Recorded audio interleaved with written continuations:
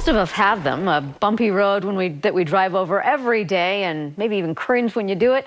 Well, new at 6, a Utah County inventor showed off a machine today that quickly smooths the road surfaces. As new specialist Jed Boal shows us, he hopes to smooth the road near you. Jed, I'm happy to show him a few spots. Well, Deanie, bumpy roads take a toll on our cars, on our gas mileage, and eventually our state and municipal road budgets because a bumpy road breaks down faster than a smooth road. A section of this road smoothed out today in a matter of minutes by a new invention. I saw the need. GARLON Maxwell says we've all driven over bumps too long. I drove a lot of roads and knew that I could get rid of those bumps pretty cheaply. So he built this diamond road machine in American Fork that smooths bumps quickly. And that's how we kind of came up with the all-in-one machine. Just lower down, grind a bump, pick up, drive down the road, lower down again, grind the bump.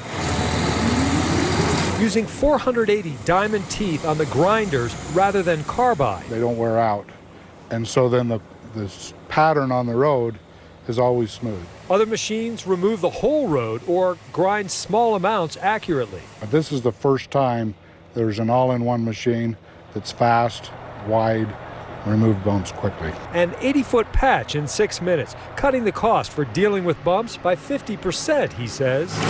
South Jordan, Bluffdale, Draper, and UDOT sizing up the work. I think it's great. The state asphalt engineer tells me the public demands uncongested and smooth roads. A smooth road lasts longer. So if we can get a pavement that is smooth, we know that we're going to have less impact to the vehicles. It was 1 3/4 inches. Contractors on UDOT jobs must meet minimum smoothness requirements. This could be a solution. The machine is expensive, so Maxwell will contract with communities and smooth as part of their maintenance. We can smooth a lot of roads for a city in about a week's time. A two-man sleeper built into the truck for out-of-town jobs. We can go a long ways. We're planning on keeping the machine busy in Utah and Arizona. A South Jordan road engineer told me this afternoon that they expect a contract for that smoothing surface.